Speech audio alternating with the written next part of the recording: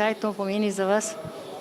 Ja, jaz to smatram, da je to ena velika nagrada, pa ena velika zahvala uprave oziroma države do tistih, ki delamo na amaterskem področju. Seveda pa s tem smatram, da je to ena velika obveza in da je treba še bolj delati naprej v okviru zaščite in reševanja. Jaz mislim, da to ne pomeni priznanje, zdaj pa treba biti aktiven na tem področju, ampak vesel sem tega priznanja in tudi obljubljam, da bom še naprej delal na področju zaščite in reševanja in pomagal vsem tistim, ki jim znam, svojim znanjem in pa za opremo z vsemi svojimi kolegi, ki se že skozi dajemo samo na tem področju, da pomagamo nekomu, ki rabi našo pomoč. Pred dnevi ste obeležili tudi 50 let reševanja s helikopterjem.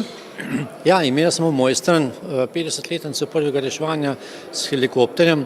Letalska policijska enota oziroma še milica takrat v Jugoslaviji izvedla prvo reševanje.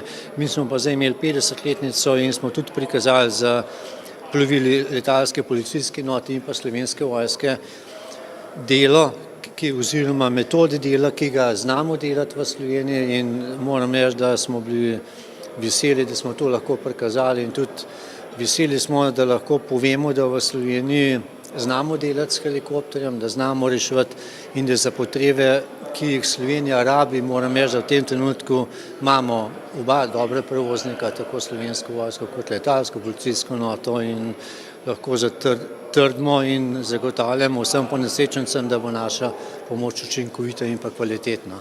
In koliko let ste že reševalec, Toni? Marija, izpit sem opravil leta 1975. Prišel sem v te vrste leta 1971, tako da sem, moram reči, že kar vrsto let, lahko rečem, da sem tudi skozi aktiven, da sem od leta 1982 načelnik Gorske reševalne službe v Radovljici in da to delo še zdaj opravljam in smatram, dokler bom psihofizično sposoben, da bom to še kar nazaj pomagal, dokler ne bom začel delati škode, potem se bom pa pač omaknil. Koliko reševalnih akcij je za vami? Jih je težko prešteti verjetno? Res težko, ker če pogledam obdobje od 71. nekje do 82. 85. je bilo relativno majhen intervencij.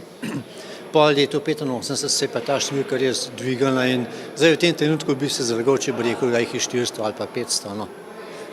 Bilo jih je pa res veliko, to pa bom rekel takšnih z srečnim koncem in pa takšnih z neprijetnim zaključkom, tako da vse to nekako tudi vpliva potem na nas v končni fazi. Iskrene čestitke ob srebrnem znaku. Hvala lepa.